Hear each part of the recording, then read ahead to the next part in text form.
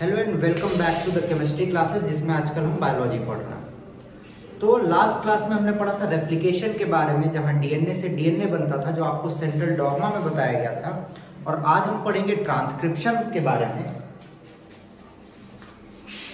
Transcription के बारे में जहां पे हम बनाना सीखेंगे डीएनए से एमआरएनए। लास्ट टाइम आपको जब ट्रांसक्रिप्शन बताया गया था तो मैंने बताया था डीएनए की ओपनिंग होती है और यहाँ पे डीएनए से एमआरएनए बनेगा, वो भी किस डायरेक्शन में, 5' to 3'। ठीक, अब ट्रांसक्रिप्शन की बात करते हैं तो ट्रांसक्रिप्शन में डीएनए से एमआरएनए बनता है, जो कि कुछ फॉलोइंग चीजें जिसमें इन्वॉल्व होंगी। सबसे पहली चीज जो हमें चाहिए वो इनिशिएशन फैक्टर चाहिए। इनिशिएशन फैक्टर, दूसरा इलॉन्गेशन, और तीसरा जो होता है वो चाहिए termination. Termination generally rho factor होता है और इनिशिएशन फैक्टर सिग्मा होता है। अब इनिशिएशन फैक्टर और रो फैक्टर होता क्या है, इसकी बात करते हैं। जैसे ही डीएनए ओपन होगा वहां पे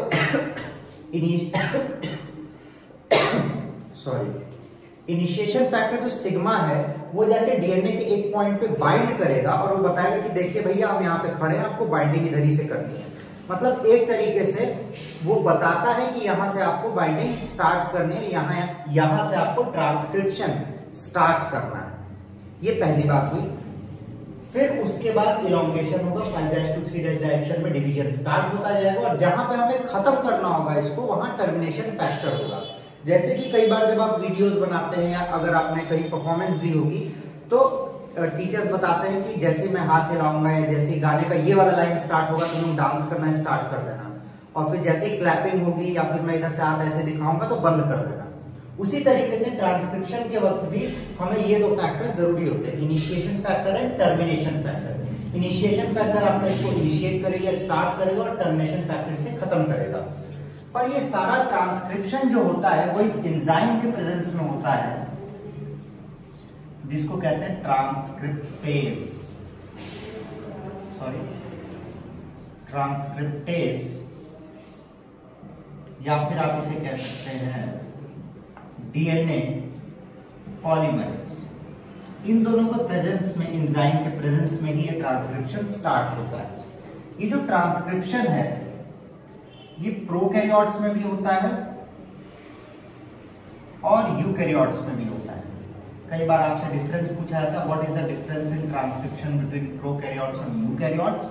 प्रोकैरियोट्स में कोई भी डिवीजन नहीं होता है, जिसके कारण transcription all over the cell होता है। इन सेल होता है, मतलब पूरे सेल में। बट यहां पे आप देखते हैं, यहां पे जो ट्रांसक्रिप्शन होगा that occurs in the nucleus. In nucleus.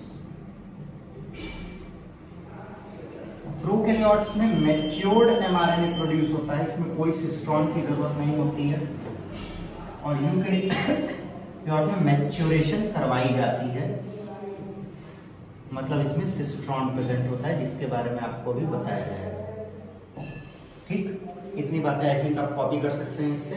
अब अगर हम और ट्रांसक्रिप्शन की बात करते हैं, आपको वापस से सेंट्रल डॉग्मा यहाँ पे लिख देता हूं मैं ताकि आपको याद रहे। डीएनए से एमआरएनए, एमआरएनए से प्रोटीन। तो डीएनए से जो डीएनए बनता है इसको कहते हैं रेप्लिकेशन, जो कि लास्ट वीडियो में हमने कवर किया था।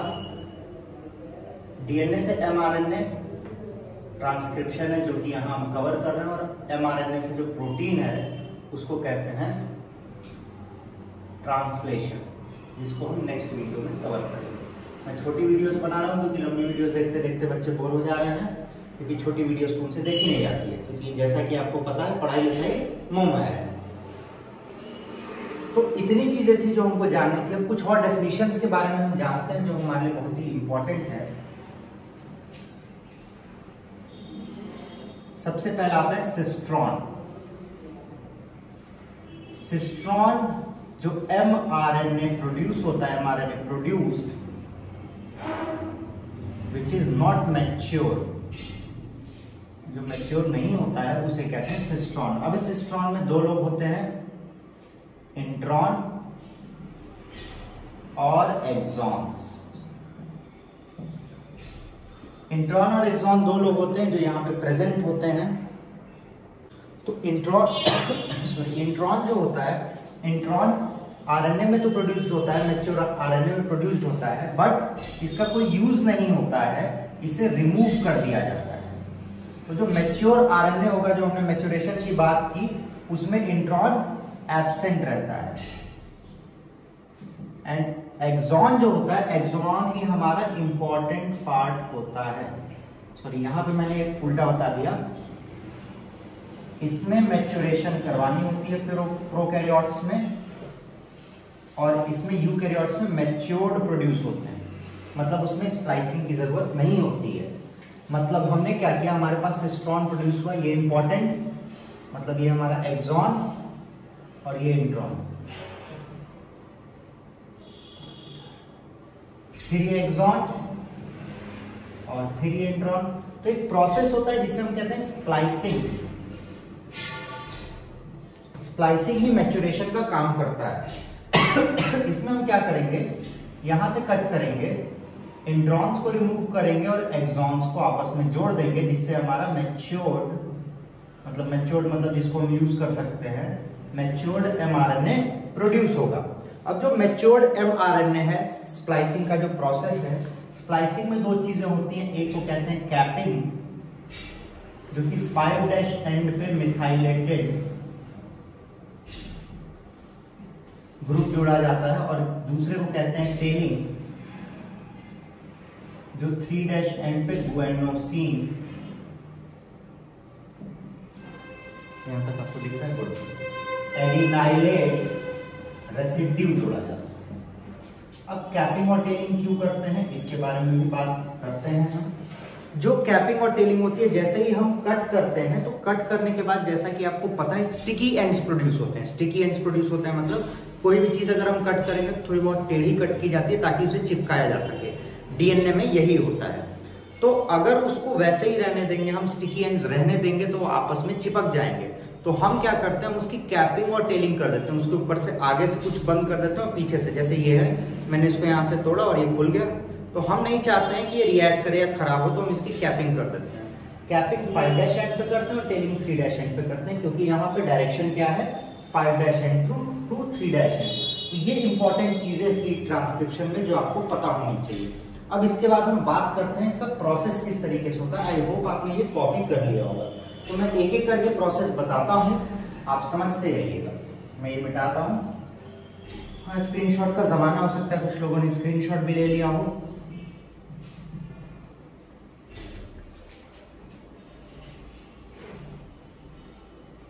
तो ये तो चीजें थी जो इंपॉर्टेंट है। अब बात करते हैं इनका ऑर्डर। तो सबसे पहले क्या हुआ, सबसे पहले रेप्लिकेशन हुआ और डीएनए की ओपनिंग हुई। फर्स्ट ऑर्डर तो ये हुआ, डीएनए की ओपनिंग।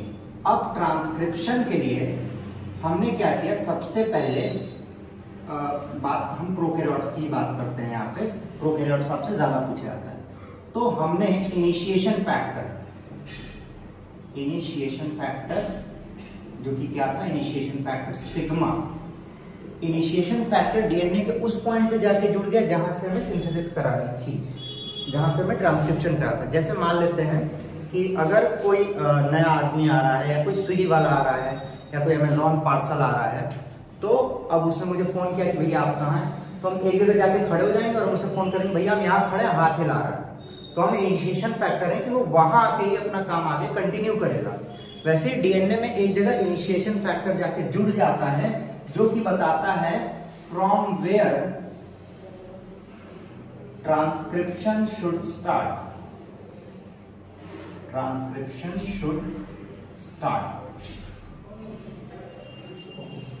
फिर दूसरा होता है elongation and maturation.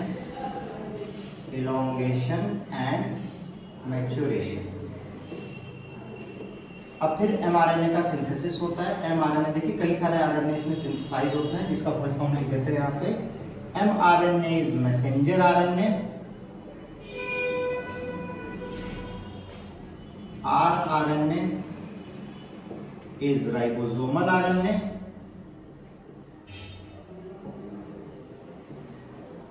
tRNA is transfer RNA। सबका अलग अलग काम है।